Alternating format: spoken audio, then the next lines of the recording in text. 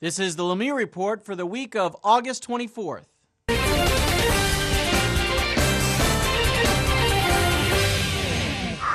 Topic 1. Who will the governor choose? Who will Governor Christ appoint to the United States Senate? It's the question everyone's asking.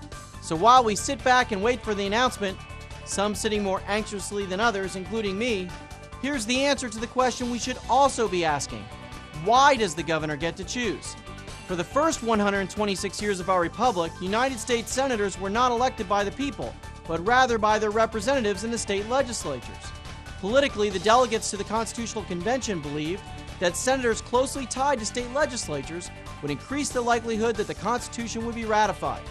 Finally, in the late 1800s and early 1900s, states began to elect senators by statewide referendum. Ultimately, the 17th Amendment to the Constitution was added in 1913 to allow the direct election of senators, and the amendment also empowered the executive of each state to fill the vacancies. Bottom line, the opportunity to receive an appointment to the United States Senate is the opportunity of a lifetime. The governor has many good current and former public servants to choose from, and we should find out this week who will represent Florida and Washington. Topic 2. Two Florida schools make the top 50 national universities.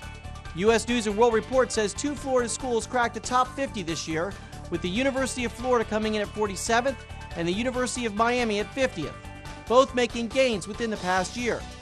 With a total enrollment of just over 50,000, the average annual cost of tuition under $5,000, and an annual enrollment rate of 39%, the University of Florida provides a quality education at a rock-bottom price. The University of Miami is significantly smaller and more expensive. With just over 15,000 students, the average cost of tuition is more than $36,000, and the enrollment rate is 38.6%. Even with a seven-fold higher tuition price, UM also made the top 50 in the list of best values, in that 45% of students receive need-based grants, taking an average of 44% off the total cost. Bottom line, the national ranking of Florida's colleges and universities will continue to increase as we receive the results of the Higher Education Bill signed into law earlier this year. Having two schools in the top 50 is a good step in the right direction. Topic 3. Foreclosure Report. As a state with one of the highest foreclosure rates in the nation, the effect of Florida's housing crisis are widespread and ranging. However, one area that is often overlooked is the impact a drastically increased number of foreclosures is having on our court system.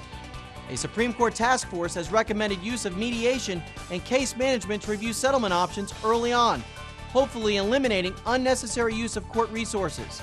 Additionally, the task force recommended adoption of a uniform statewide managed mediation program to be implemented by each circuit chief judge.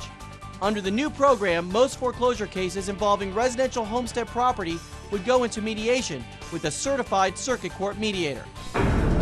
Bottom line, the rising number of foreclosure cases is taking a toll on homeowners, realtors, and banks, and is grinding courthouses to a halt across Florida.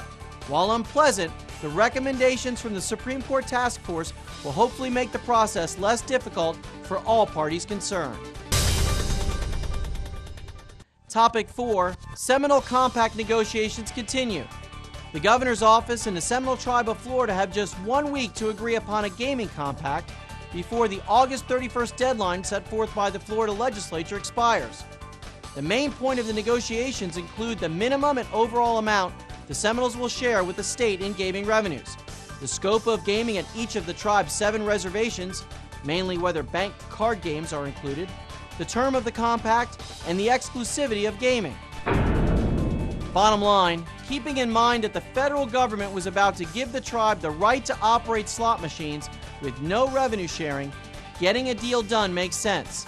Look for a deal to be done this week that the legislature will ultimately approve. Topic 5. For investors, is the glass half full?